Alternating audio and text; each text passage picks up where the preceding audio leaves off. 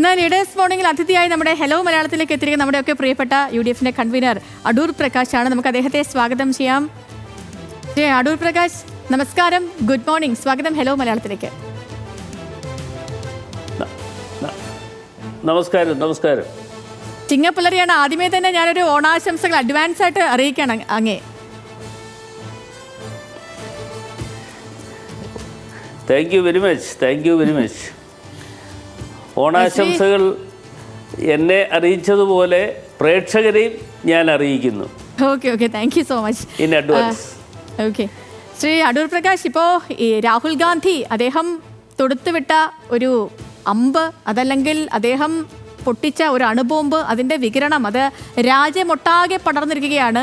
തിരഞ്ഞെടുപ്പുമായി ബന്ധപ്പെട്ട് തിരഞ്ഞെടുപ്പ് ക്രമക്കേടുകളുമായി ബന്ധപ്പെട്ടുള്ള കൂടുതൽ സംസ്ഥാനങ്ങളിൽ നിന്നും പുറത്തു വരുന്നുണ്ട്. ഇന്നിപ്പോൾ തിരഞ്ഞെടുപ്പ് കമ്മീഷൻ വാർത്താ സമ്മേളനം നടത്തുന്നുണ്ട്. ഇന്നലെ അവരൊരു പ്രസ് റിലീസൊക്കെ പുറത്തിറക്കിയിരുന്നു. രാഹുൽ ഗാന്ധി ഉന്നയിച്ച പുറത്തു വരുന്ന തെളിവുകൾക്ക്, സ്ഥിരീകരണങ്ങൾക്കൊക്കെയുമുള്ളൊരു മറുപടി ഇന്ന് കോൺഗ്രസ് പ്രതീക്ഷിക്കുന്നുണ്ട് തിരഞ്ഞെടുപ്പ് കമ്മീഷന്റെ ഭാഗത്ത് നിന്ന്.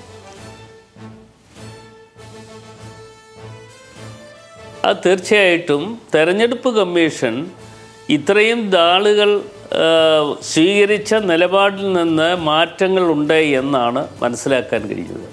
ആ തെരഞ്ഞെടുപ്പ് കമ്മീഷൻ അത്തരത്തിലുള്ള മാറ്റങ്ങൾ ഉണ്ടാക്കുവാനുള്ള ചിന്ത ഉണ്ടായത് രാഹുൽ ഗാന്ധി ഉയർത്തിയ ഈ കള്ള വോട്ടുകളുടെ അടിസ്ഥാനത്തിൽ മാത്രമാണ്. അത് മാത്രമല്ല, അതിനകത്ത് 2019-ലും 2024-ലും ആറ്റിങ്ങൽ പാർലമെൻറ്റ് നിയോജകമണ്ഡലത്തിലെ സ്ഥാനാർത്ഥി എന്നുള്ള നിലയിൽ ഞാൻ ഉയർത്തിയ കാര്യങ്ങൾ സത്യമായിരുന്നു എന്നും അത് യാഥാർത്ഥ്യമായിരുന്നു എന്നും ഇന്ന് പുറത്ത് വന്നുകൊണ്ടിരിക്കുകയാണ്. അത് ഈ കഴിഞ്ഞ ദിവസം ഞങ്ങൾ MP-മാർ എന്നുള്ള നിലയിൽ ഇലക്ഷൻ കമ്മീഷൻ ഓഫീസിലേക്ക് മാർച്ച് നടത്തിയപ്പോൾ ഞങ്ങളെ എല്ലാവരെയും അറസ്റ്റ് ചെയ്ത് പോലീസ് സ്റ്റേഷനിലാക്കിയുണ്ടായി. അറസ്റ്റ് ചെയ്ത് പോലീസ് സ്റ്റേഷനിലാക്കുന്ന അവസരത്തിൽ ബഹുമാന്യനായ രാഹുൽ ഗാന്ധി അതുപോലെ തന്നെ പ്രിയങ്ക ഗാന്ധിയും എന്നെ വിളിച്ചു എന്ന് പറയുന്നു. അവിടെ ഇരിക്കുന്ന സമയത്ത് ഞങ്ങൾ ഇറങ്ങുന്ന അവസരത്തിലാണ് അവരെന്നെ വിളിച്ച് കാണണം എന്ന് പറഞ്ഞ് ഞാൻ അവിടെ രാഹുൽ ഗാന്ധിയുമായി കാര്യങ്ങൾ ചർച്ച ചെയ്തു. അപ്പോൾ അദ്ദേഹം പറഞ്ഞു, നിങ്ങൾ ഉയർത്തിയ ആ പരാതി, അതേക്കുറിച്ചുള്ള ഡീറ്റെയിൽസ് കംപ്ലീറ്റ് എടുക്കണം, അത് തരണം എന്ന് പറഞ്ഞിട്ടുണ്ട്. അതിനനുസരിച്ച് കാര്യങ്ങൾ ഇപ്പോൾ നിറവേറ്റിക്കൊണ്ട് മുമ്പോട്ട് പോവുകയാണ്. ഇന്ന് കേരളത്തിലുടനീളം ഇത്തരത്തിൽ ഉള്ള കള്ളവോട്ടുകളുടെ ഒരു ശൃംഖല തന്നെ കണ്ടെത്തുവാനുള്ള അവസരം ഉണ്ടാക്കിയെടുക്കാൻ കഴിയും എന്ന പൂർണ്ണ വിശ്വാസമാണ് എന്നെ സംബന്ധിച്ചിടത്തോളം ഉള്ളത്. അതുമാത്രമല്ല, ശ്രീ രാഹുൽ ഗാന്ധി അതിനുവേണ്ടി മുന്നിട്ട് ഇറങ്ങുമ്പോൾ അദ്ദേഹത്തിൻ്റെ നേതൃത്വം അത് ഇത്തരത്തിലുള്ള ഓരോ വിഷയങ്ങളും കണ്ടെത്തിക്കൊണ്ട് ജനങ്ങളിൽ എത്തിക്കുവാൻ വേണ്ടിയുള്ള നടപടികൾ സ്വീകരിച്ചാണ് അദ്ദേഹം മുമ്പോട്ട് പോകുന്നത്. ഇപ്പോൾ 65 ലക്ഷത്തോളം ആളുകളെ ബീഹാറിൽ നിന്നും ഒഴിവാക്കി എന്ന് പറയുമ്പോൾ അത് ജനാധിപത്യ വ്യവസ്ഥയിൽ ഒരു കാരണവശാലും അംഗീകരിക്കാൻ പറ്റുന്ന കാര്യങ്ങളല്ല. ജനാധിപത്യം എന്ന് പറയുന്നത് അത് ഇന്നും ഇന്നലെയും ഉണ്ടാക്കിയ ഒരു കാര്യമല്ല. ആ ജനാധിപത്യ വ്യവസ്ഥയിൽ ഏതൊരാൾക്കും ഒരു വോട്ട് ചെയ്യാനുള്ള അവകാശം നൽകുന്നത് ജനാധിപത്യത്തെ കൂടുതൽ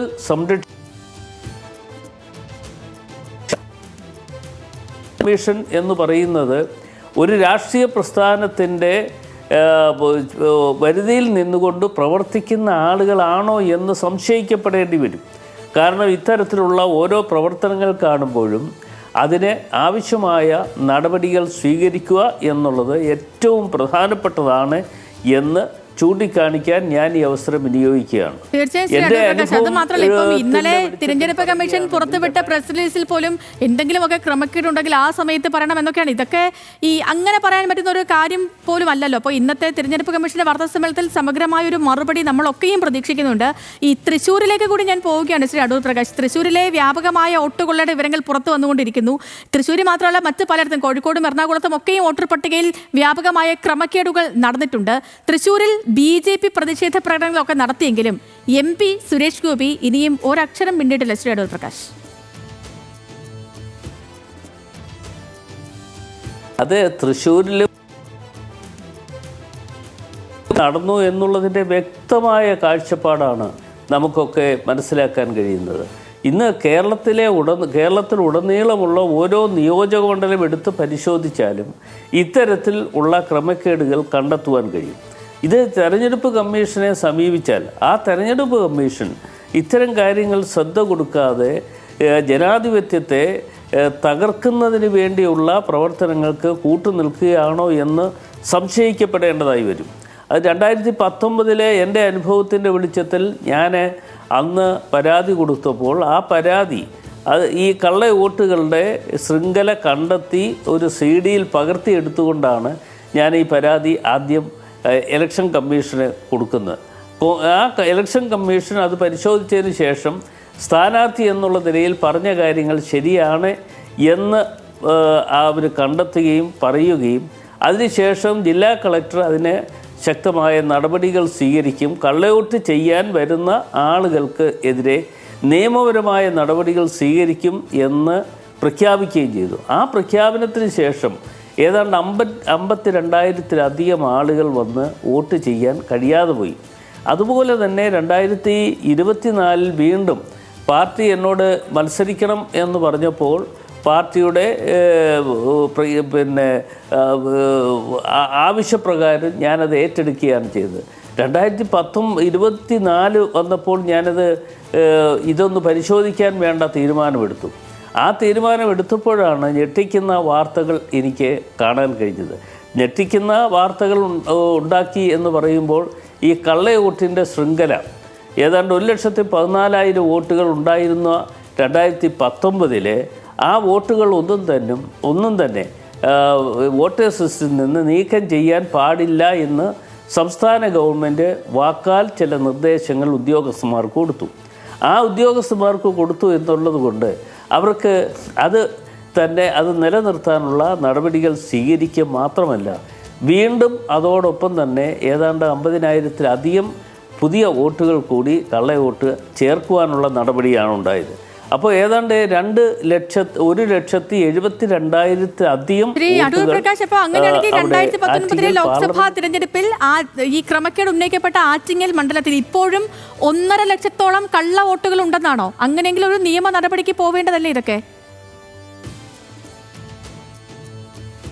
അത് 1.5 ലക്ഷമല്ല, ഏതാണ്ട് 1,64,000-ലധികം കള്ള വോട്ടുകൾ ഇപ്പോഴും വോട്ടേഴ്സ് ലിസ്റ്റിൽ നിലനിൽക്കുകയാണ്. അത് ഞാൻ 1,72,000 എന്ന് പറയുമ്പോൾ അന്നത്തെ ഇലക്ഷൻ കമ്മീഷൻ ഞാൻ നേരിട്ട് കണ്ട് പരാതികൾ സമർപ്പിച്ചതനുസരിച്ച് ചില നടപടികൾ അവർ സ്വീകരിക്കാൻ തയ്യാറായി. അത് നടപടികൾ സ്വീകരിച്ചു എന്ന് മാത്രമല്ല, ഇത് 2024 തെരഞ്ഞെടുപ്പിൽ ഇതേ ആവശ്യം ഞാൻ ആവശ്യം ഉന്നയിച്ചുകൊണ്ട് വസ്തുനിഷ്ഠമായിട്ടുള്ള കാര്യങ്ങൾ ചൂണ്ടിക്കാണിച്ചുകൊണ്ടാണ് അതിനെ നടപടികളുമായി മുമ്പോട്ട് പോയത്. പക്ഷേ ഇലക്ഷൻ കമ്മീഷൻ്റെ ഭാഗത്തു നിന്നും യാതൊരു വിധത്തിലുള്ള അനുകൂലമായ ഒരു തീരുമാനവും ആ കാലഘട്ടത്തിൽ ഉണ്ടായില്ല എന്ന് മാത്രമല്ല, പിന്നീട് ബഹുമാനപ്പെട്ട ഹൈക്കോടതിയെ സമീപിച്ചുകൊണ്ടാണ് അതിന് എല്ലാ ബൂത്തുകളിലും 1426 ബൂത്തുകളുള്ള എല്ലാ ബൂത്തുകളിലും വെബ് ക്യാമറ സിസ്റ്റം വെക്കണം എന്ന നിർദ്ദേശം വന്നത്. അപ്പോൾ തീർച്ചയായിട്ടും ജനാധിപത്യത്തെ തകർക്കുന്നതിന് വേണ്ടിയുള്ള നടപടികളുമായി അതിന് കൂട്ടുനിൽക്കുന്നത് ഇലക്ഷൻ കമ്മീഷനാണ്. ഒരു കാരണവശാലും ഇന്ന് ഡിജിറ്റലിൻ്റെ യുഗമാണ്. ഈ ഡിജിറ്റലിൻ്റെ യുഗം എന്നുള്ള നിലയിൽ ആവശ്യപ്പെട്ടാൽ ഞങ്ങൾ പാർട്ടി എന്നുള്ള നിലയിൽ തയ്യാറാകുന്നില്ല. തീർച്ചയായിട്ടും എന്നെ സംബന്ധിച്ചിടത്തോളം ഇത് നിയമപരമായിട്ടുള്ള ഒരു പോരാട്ടത്തിൻ്റെ ഭാഗമായി തന്നെ അത് ഏറ്റെടുക്കുകയാണ്. ഞാൻ ഇത് കണ്ടെത്തുന്നതിന് വേണ്ടി വിദഗ്ധരായിട്ടുള്ള ആളുകളെ ചുമതലപ്പെടുത്തിയിരുന്നു.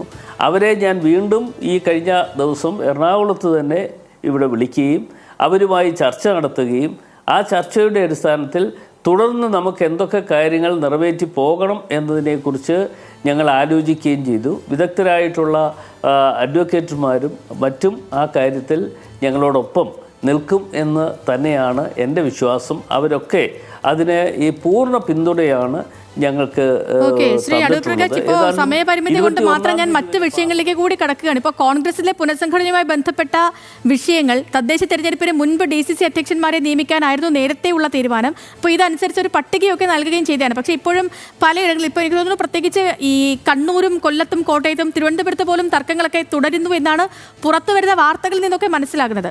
ഈ വിഷയത്തിലൊരു സമവായത്തിലേക്ക് എത്താൻ ഇനിയും കുറച്ചുകൂടി സമയമെടുക്കുമോ ശ്രീ അടൂർ പ്രകാശ്? അല്ല, അത് പാർട്ടിയുടെ പ്രസിഡന്റ് എന്നുള്ള നിലയിൽ ബഹുമാനായ KPCC പ്രസിഡന്റുമായി നിങ്ങൾ ചർച്ച നടത്തണം. KPCC പ്രസിഡന്റാണ് ഇതിന് അന്തിമമായി ഒരു തീരുമാനം പറയേണ്ട വ്യക്തി.